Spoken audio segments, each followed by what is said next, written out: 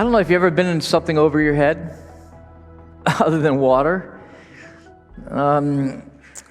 Just totally overwhelmed by the situation. And sometimes the situation was self-induced, sometimes it's not, just a circumstance of life, but you know that you're in it deep. And you're wondering, is there a way out? You get married. You immediately wonder, not if there's a way out.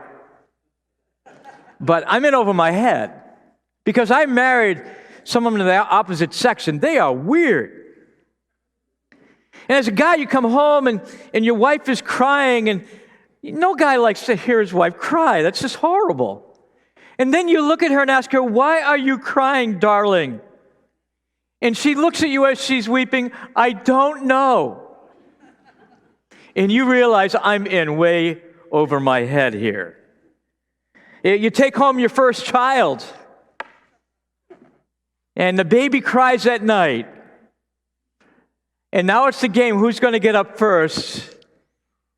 And your wife looks at you and says, "Go get the baby." And you realize you're in over your head.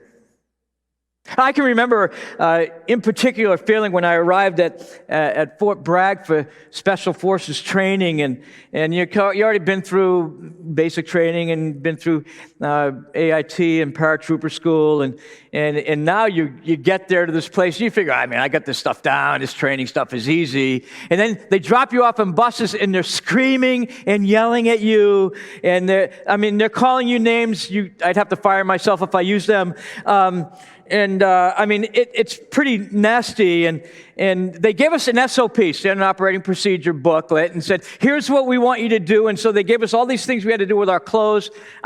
Crazy stuff, like you have to roll your socks 3 inches by 3 inches. They gave you sizes that your underwear had to be in your bunk. And so we're doing that, and we're putting it together. You have to spit shine 2 pairs of your boots, put them underneath your bunk, and heels have to be touching, and your Class A's have to be there, Class A shoes, everything. Then you have to hang things up, and they have to be pressed and hung up, and every hanger has to be a certain amount of inches away from each other, and so you're measuring. We get dropped off late in the afternoon. It's like 2 o'clock in the morning, and we're finally done, and you lay in your bunk, but they're going to inspect your bunk when they come in the morning, and the bunk better be tight. So you not have the right corner system that you folded in, but your bunk has to be so tight they could take a coin, flip it in the air, and it should be able to bounce. And so some guys chose to tighten their bunk and sleep on the floor because they won't have to do that again in the morning. 2 o'clock, finally, the lights are out, we're sleeping. 4 o'clock in the morning, in come these instructors tipping over in bunk beds, tipping over bunks, screaming and yelling.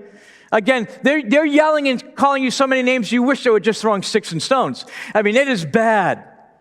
And so, we get out and they said, take everything that you have, stuff it in your sack and get out. Now we're taking stuff that we had ironed it, and they're yelling and screaming, stuffing it back in there. You're taking your shoes out of spit shine, you're stuffing everything in there.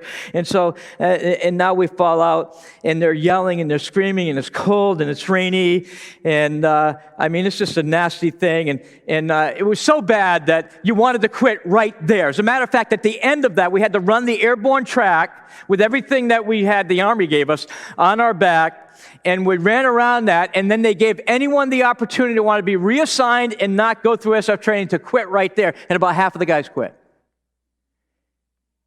I'll never forget that. And I wanted to quit. I really did, but I didn't. And we knew immediately we were way in over our heads, or so we thought we were.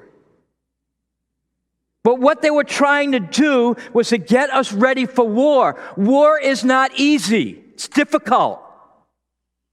They want you to know immediately, this is going to be difficult. Not impossible, but incredibly difficult. And that picture came to my mind when we get to this point in the book of Mark in chapter 3, when Jesus calls out these men. And he's going to, in about 2.5 years from now, into his crucifixion, he's going to mold them into a spiritual army that's going to infect the world for the gospel of Christ. And they need some training. And it's not going to be easy. See, some of us have come to the Christian life and we were sold a bad bill of goods. Come to Jesus and it will be easy. It's difficult. By the way, it's impossible to get in yourself, and then it's impossible to live by yourself. That's pretty difficult.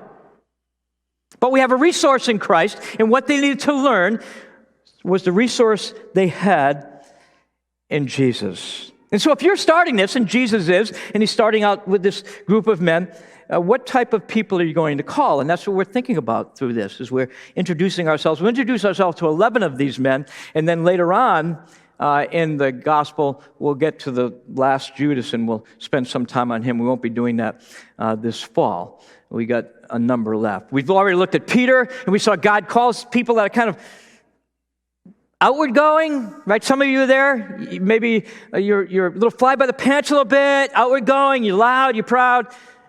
God calls people like that, doesn't he? And we have proof of it here. And then God calls quiet people like Andrew. It's kind of quiet, behind the scene, plugging along guys. Some of you are like that.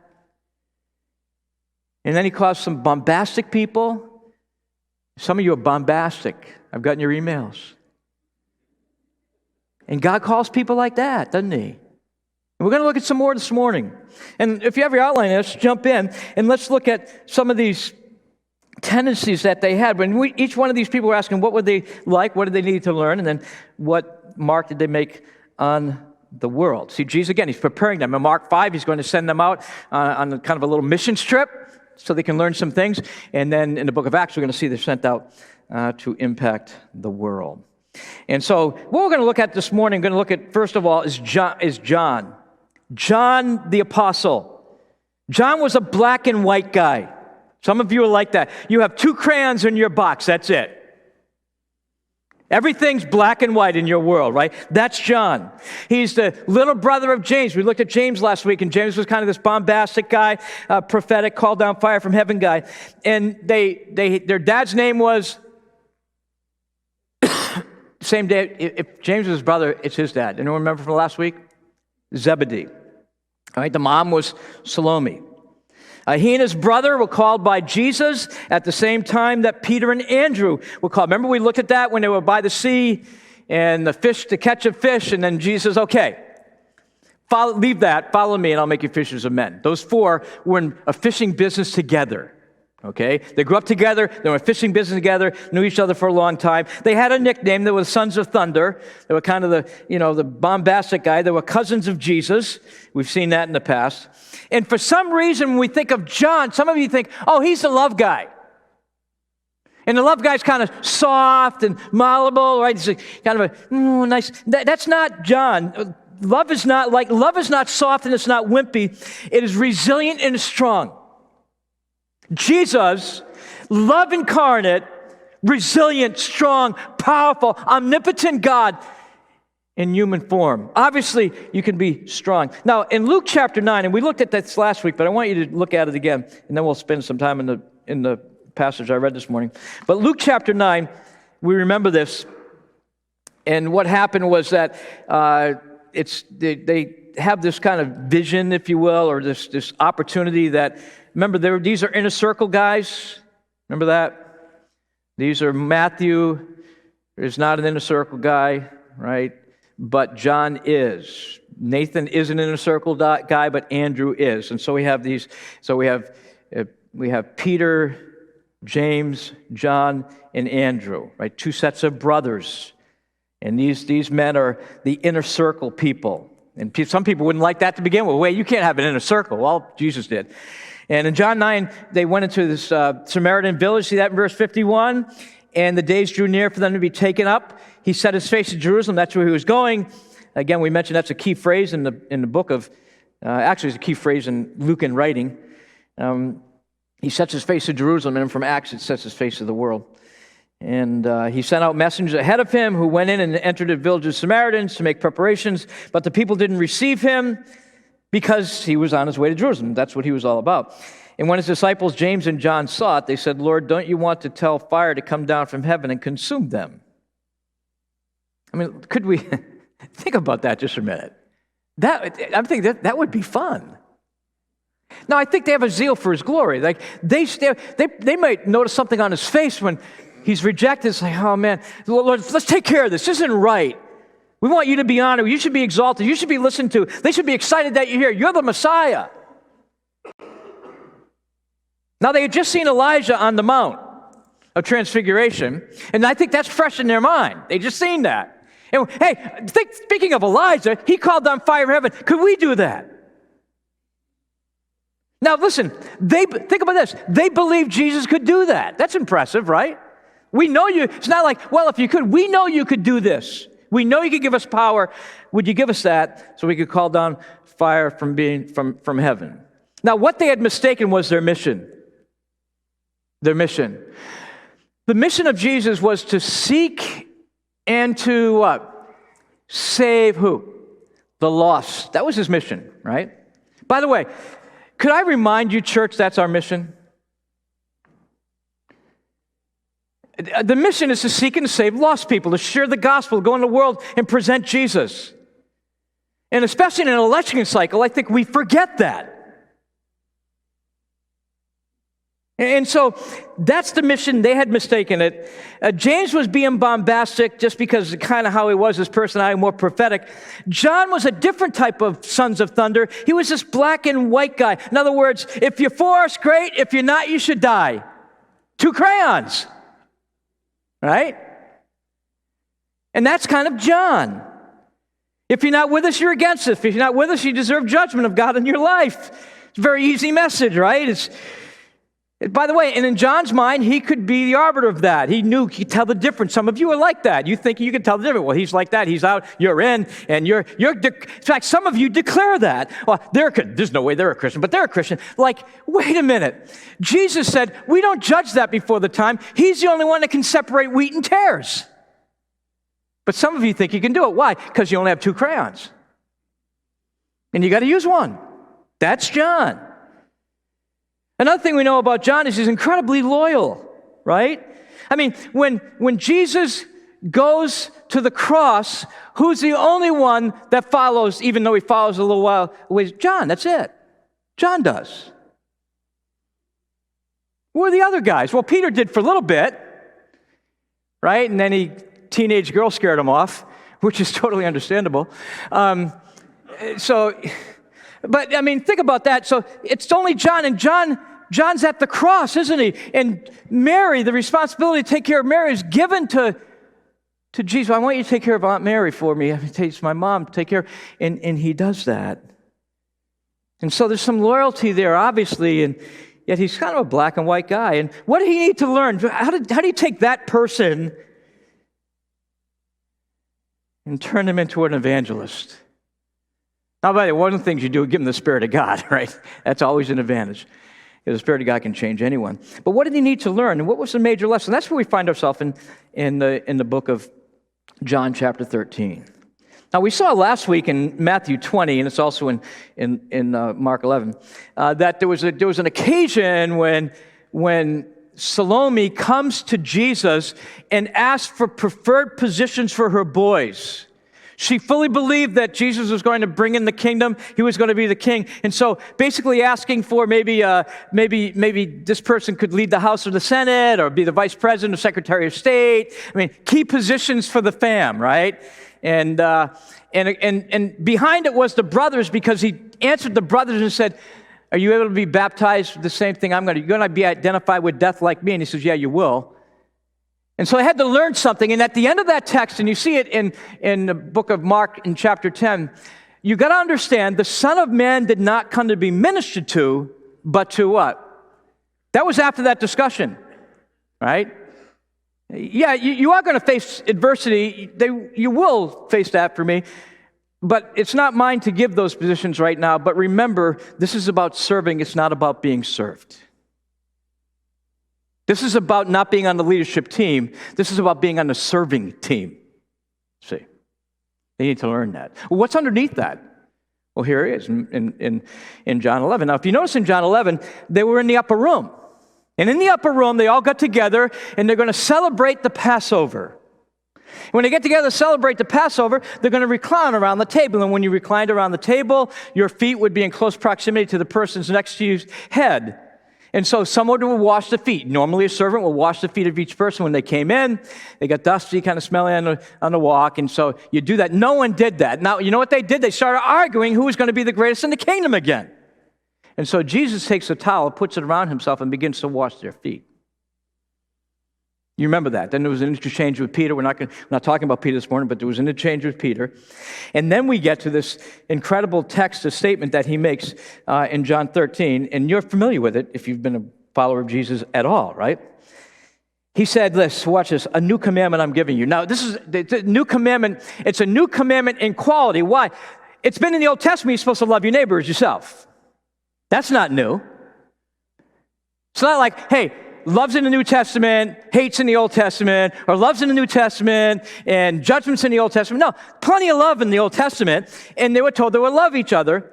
But that's not the big issue here. You love each other. It's how you are to love each other. I'm giving you a new commandment that you love each other. How?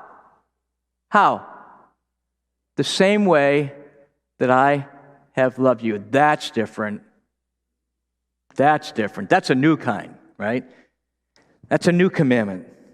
That's a new way to love. And you need to learn that. And by the way, the great apologetic to the people in the world will be that they will know you're my disciples if you love like that, because they've watched me love like that. And by the way, in the book of Acts, it's one thing when they're brought before the Sanhedrin, and it says this, they took note that they had been with Jesus. Whoa. They must have loved like that. And you see that in the beginning of the book of Acts, right? They're sharing with one another, caring for one another, putting themselves behind, putting everyone else ahead of each other. That's what Jesus did. He needed to learn that. He needed to learn this concept of loving someone, putting someone before yourself, putting their needs before yours. So if we love people, we put their needs before ours. People in the world desperately need Jesus. They desperately need the gospel. So if their need is more important than our need, we will sacrifice so they will get the gospel. That's how we love, right? And with one another, we put one another's needs first, and we sacrifice each other. We see this all the time in our assembly. It's glorious to watch. Yeah, I could be doing that. I could be doing something else, but I'm going to make a meal for them because they're really in hurt. I could be spending this time over here doing that. I'm going to help them move. I'm going to help them take care of the yard. I'm going to help them cut down. Whatever it is, that's what we do, right? Why? Because that's what love is. Love is putting someone's needs before you. Hey, that's in your marriage, isn't it? Your marriage is different than the marriages on your block. Why? Because you put your spouse first. It's not important you get your way. It's important that they sense that they're loved by you. It makes us different, doesn't it? And that's what Jesus says. And a black and white person thinks the greatest apologetic for the faith is being right or wrong. That's the greatest apologetic. And some of you are sitting there, you know it. You think if you could just give your neighbor the right answer, they're going to go, well, I'm in. Now, I'm all for right answers. That's my makeup. I'm all for right answers, but God's got to regenerate the heart for them to be in. Now, something happened to John. Something happened to him. Now, here's what didn't happen. His personality didn't change. That's interesting. Remember we studied a while back that in the beginning of this, that when God saves us, our basic personality doesn't change. You just have a personality way that you are. You don't change. But what happens is that many times is taken by the Spirit of God and used, and sometimes it's quieted down or backed up a notch or two, right? And so what happened to John? What impact did he make? What happened to John as he grew? Now, here's what we do know. John went to prison with Peter. Remember that in the book of Acts? They went to prison together. By the way, Peter was a spokesman. Peter would preach and say true things about the religious leaders, get them thrown in prison, and John went along. Every time I was Peter, he starts preaching, we get arrested.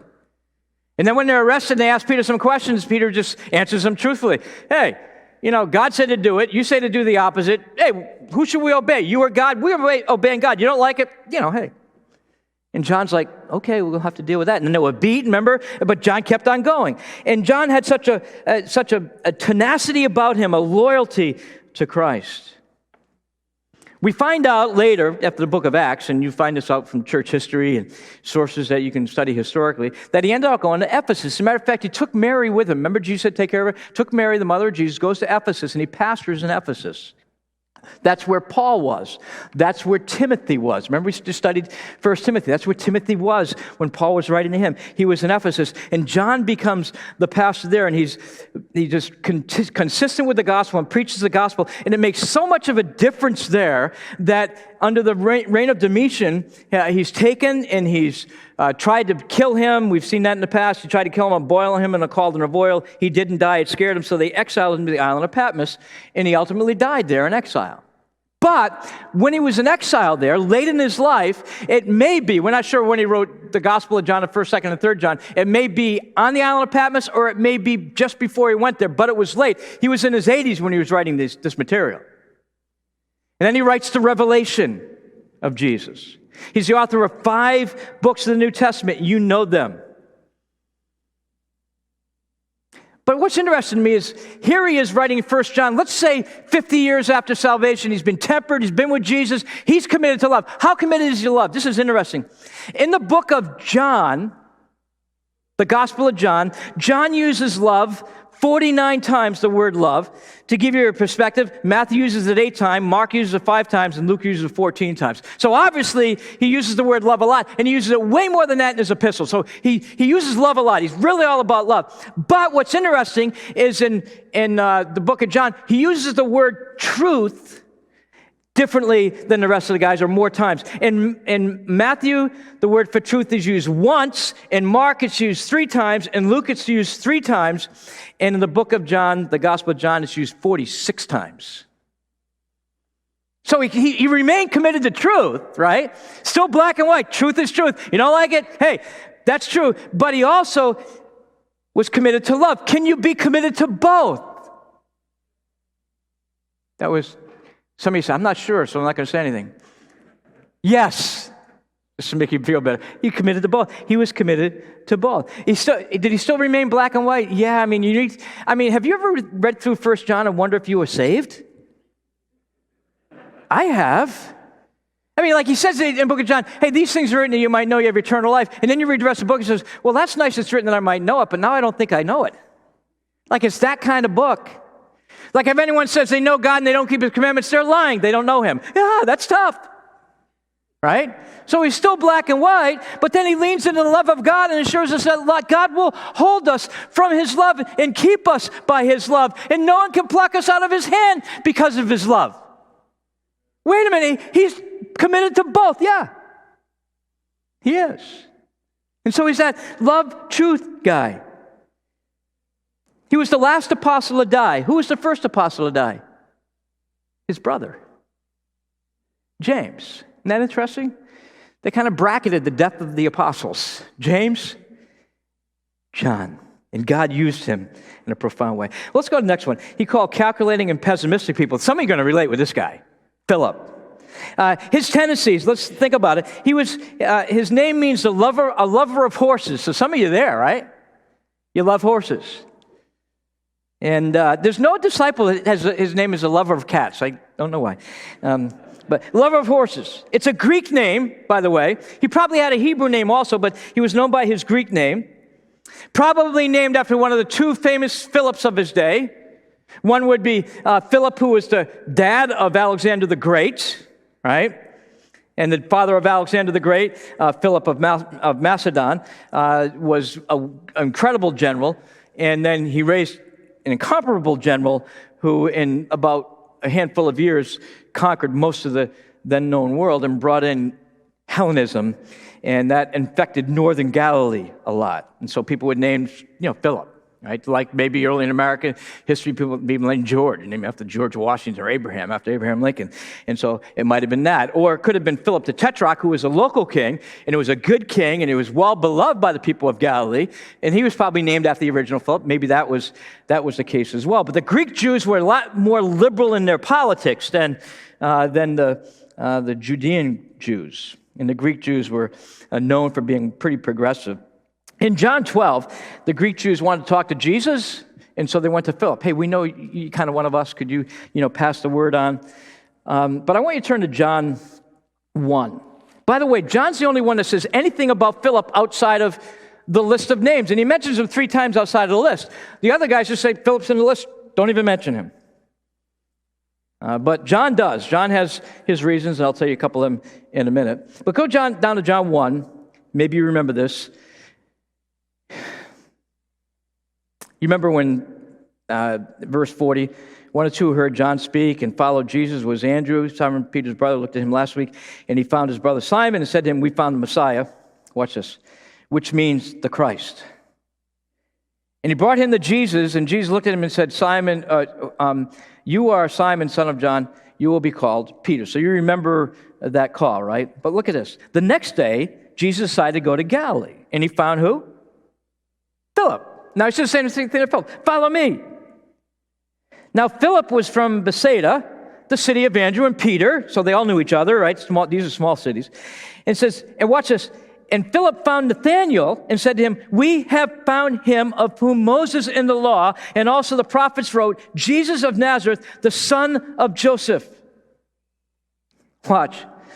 And Nathaniel has some comments. We'll look at Nathaniel's comments in a minute. But I want you to think about this for a minute. Notice something. If you read this carefully, notice something in verse 43. You there? The next day, Jesus decided to go to Galilee. What are the next three words? He found Philip. Now, Philip is going to tell his story, and how does he tell his story? We found Jesus. Isn't that interesting? See, from Philip's perspective, I found him. From God, Jesus, God in the flesh, from his perspective, he found Philip. Isn't that how it always goes?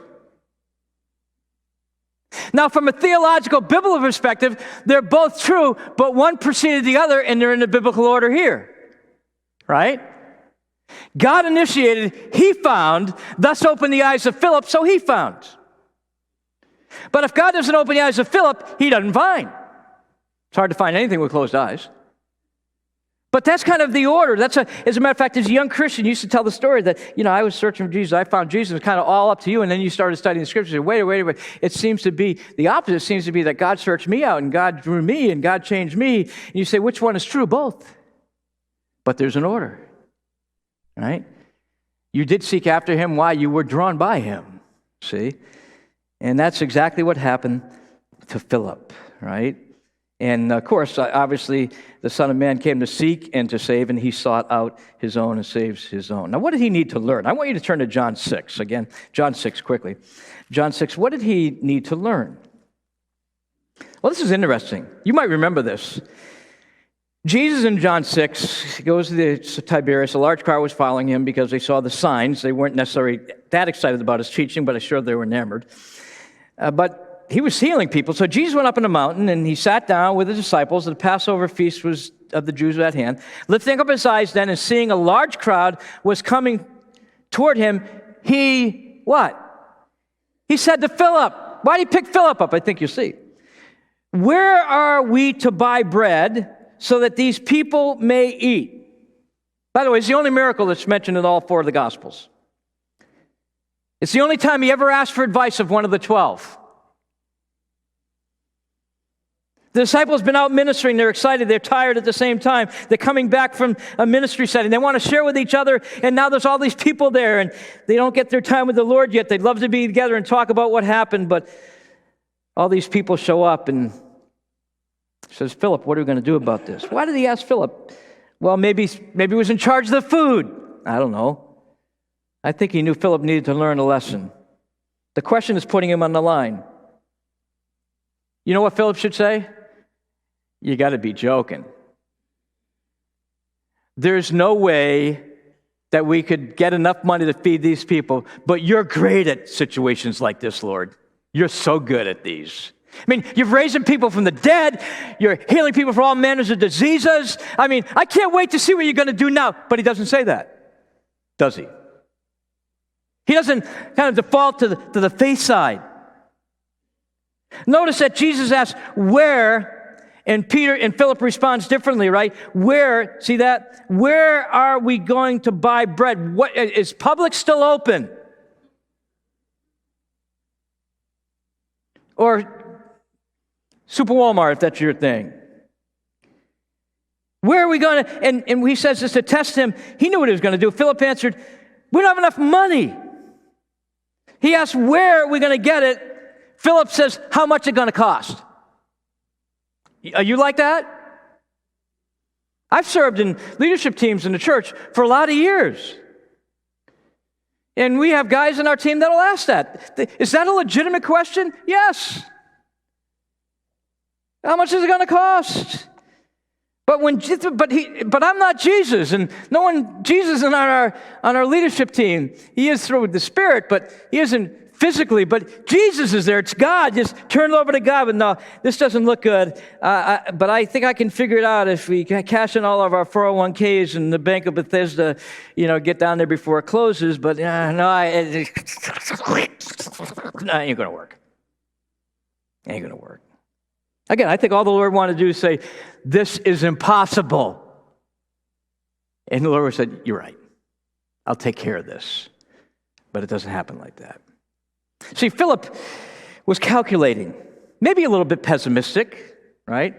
Maybe his mantra was, I'll believe it which isn't the definition of faith, by the way.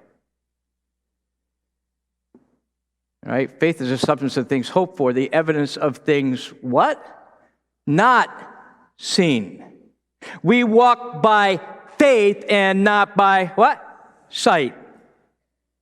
So you say, I'll believe it when I see it, means you're never going to believe it, right? You're just going to state it as a fact. And by the way, at the end, how much bread is left? Enough for all of the disciples. Why? I think he wasn't the only one that needed to learn this lesson, but that's who Jesus was focusing on. This is kind of that pessimistic, I'm not sure it's going to work out guy. Again, maybe you're that type of person. Now, that's the type of person Murphy was. If anything can go wrong, it will, right? Now, Chisholm's affect basic laws of frustration say this. The corollary to that, if anything can't go wrong, it will anyway. Some of you are like that. Or when things are going well, something will go wrong. When things just can't get any worse, they will. Anytime things appear to be going better, you're not looking closely enough.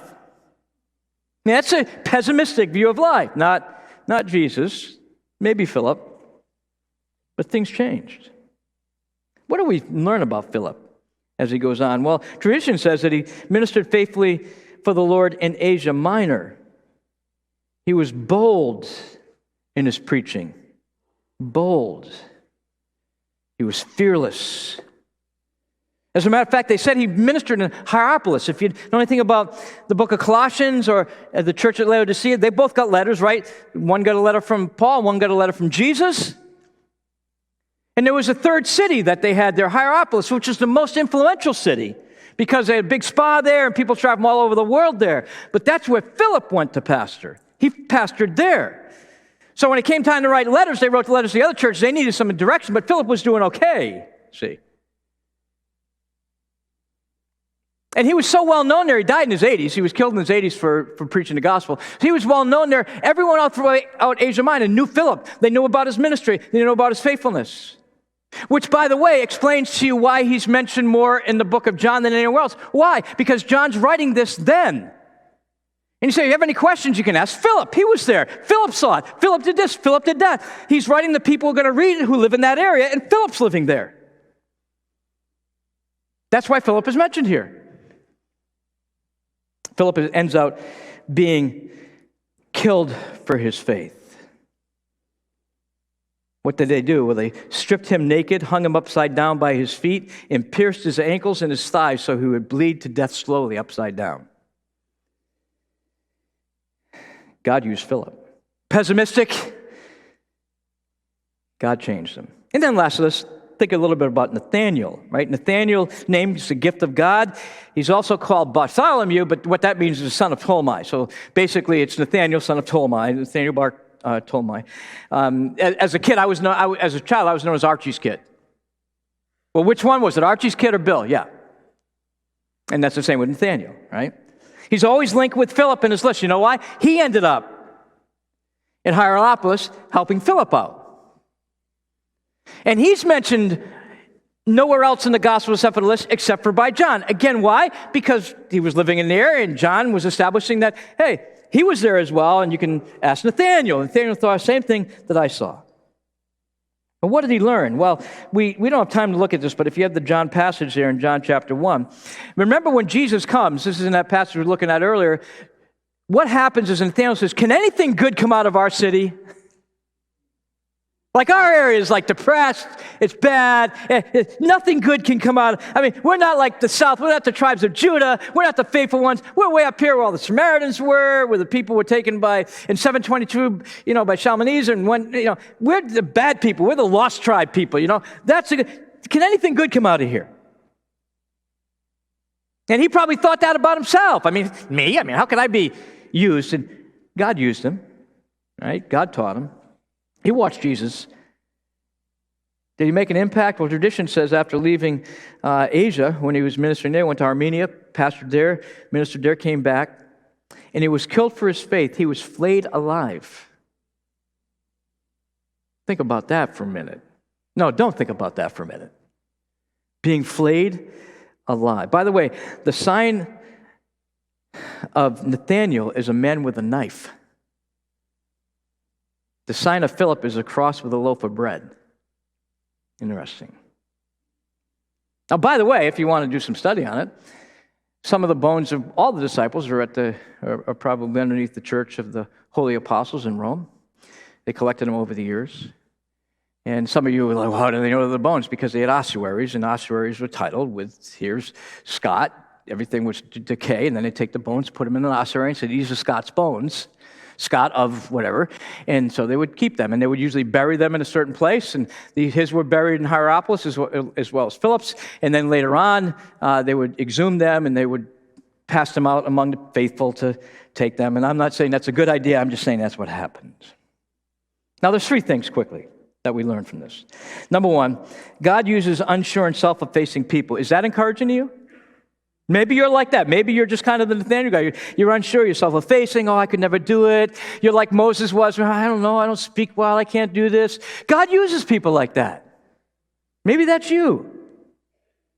But what you need is a vision that God's bigger than you, a vision that it's okay if you don't have those abilities, because there's not great ability that God blesses. A vision that we can make an impact in the world. Kind of like Gideon. Gideon's on the threshing floor saying, you got the wrong guy. I'm like the least of my family. That's not bad enough. My family's kind of the least of all the Jews. You got the wrong person. No, had the right one. Are you unsure of yourself? Good. Good place to start. Because then you realize when God works, it's Him. It's Him, not you. The second thing I wrote down is God calls calculating pessimistic people, but they must be tempered by faith. See, there's something that happened that, God, you're proving over and over that you can take care of this. When I face an impossible situation, you come through. Some of you are facing some incredible situations right now. They're impossible. That's okay. That's okay. Because when it's all taken care of, you'll say, only God could have done that. Good. That's true. And you know who will get the glory for it? Yeah, God. And so if you feel like that and you sense, I don't know, I don't think it's going to work out, and, you're kind of, ever been called Eeyore? You're kind of the ear of your friends. That's okay. Look to Jesus. You say, how do I overcome that? Well, faith comes by hearing, and hearing by the word. Meditate in the works of God. Meditate in the scriptures. See what God's done in the life of others. Write down what God's done in your life. Hey, God's come through all these times. This time, and this time, and this time, and this time, and this time, and this time. Lastly, God calls black and white people. Now, that might not be good news to some of you because you don't like having them around. Right? But that might be good news to you. And unfortunately, a black and white person, well, of course he does. God needs us. No, you need Him. You need to be tempered by something, don't you? Tempered by love. So you're the person who wants everything written out. You that person? And not official until it's written out. In fact, we gotta write a lot. We gotta write and write and write and write and write. We gotta good column, bad column, what's good, what's bad, get rid of the bad, good. You think if you do that, everything's gonna work out. Anyone relate to that? Now, is that all bad? No. No. But see, what you want to do is take, any faith out of the picture and say, well, then we'll do the right thing, as opposed to maybe we need to do the God thing. There were people that were into the ears of the young men that went to the Auca Indians in the 50s saying, don't go. You'll die. And guess what? They were right. They went. They died. And it put a bunch of gas on the cause of missions worldwide, and hundreds of thousands of people flocked to missions to fill the gap. The black and white people were back home saying, told you. The 4 young men in heaven were saying, praise God. Praise God. We went. We're in heaven early. You think? Yeah. Seeing through the eyes of faith. Now again, black and white people, fine. But sometimes we just say, hey, you know what? Let's step out by faith, right? Some people say, well, I just speak the truth, and truth hurts. These type of people can easily gravitate to a very rigid environment because it fits them. An environment where they're right and everyone else is wrong, a kind of intellectual arrogance, where all the wrong views are dissected and ridiculed, because black and white people like that. But it's not what they need. Truth and love need to be lived out completely. Fully live out truth and fully live out love. Truth without love leads to barren orthodoxy. You can become cold-hearted, lots of truth, no heart, no passion. Now you say the opposite any good? Nope. See, love without truth leads to sentimental liberalism. That's not good. No discernment, no truth. Fall for anything, be the open-minded fool of the book of Proverbs. See, Paul said that we speak the truth in love. You don't balance truth and love. Jesus wasn't 50% truth and 50% love. Jesus was 100% truth and 100% love. So you truth it completely lovingly. And so if your form of truthing it is, I wipe people out and they just have to deal with it, shame on you.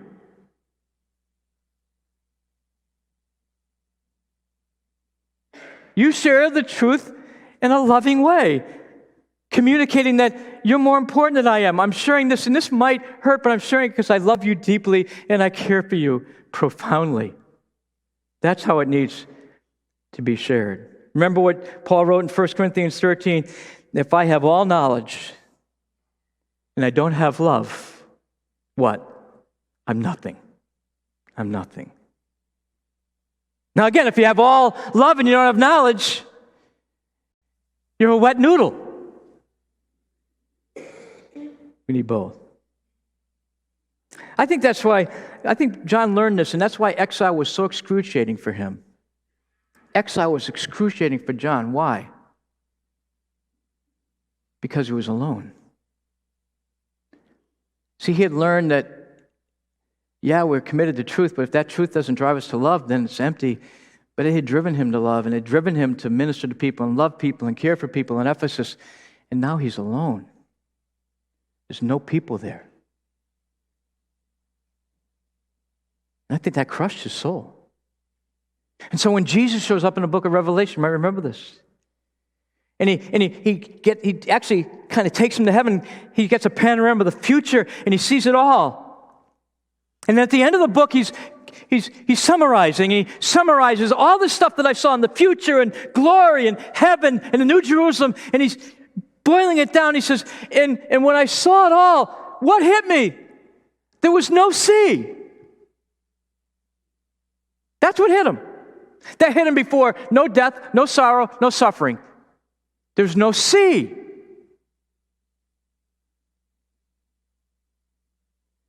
Every day from the island of Patmos, John would get up, walk out of his cave, and look across the bay. And across the bay, Ephesus was there. You know who was in Ephesus? The people he loved and he cared for and he ministered to. People that he poured his life into. And he was separated from them by a sea. And when he got to heaven, it wasn't there anymore. He was with people he could love again. That's what God does. See? God takes self-absorbed people who are just more concerned with being right or wrong and turns them into lover of people. He turns them into people like him.